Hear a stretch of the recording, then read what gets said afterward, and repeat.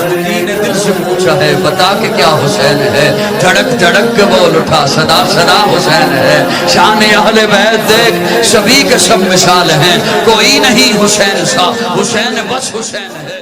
خبر شامل کرتے ہیں جلال پور جٹاں سے۔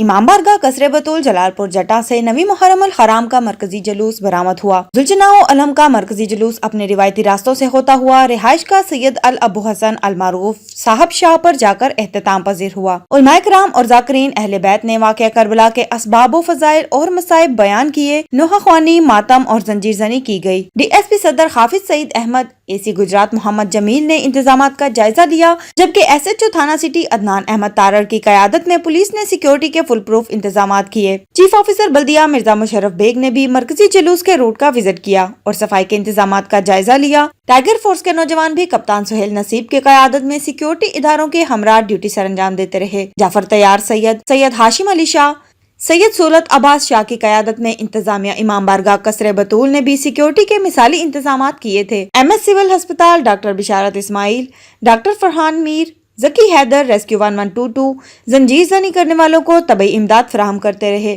جبکہ محکمہ وابٹا کی ٹیم ڈیوٹی پر چوکس رہی۔ مرکزی جلوس میں جلال پور جٹاں اور گردونواں میں سینکڑوں عزاداروں نے شرکت کی۔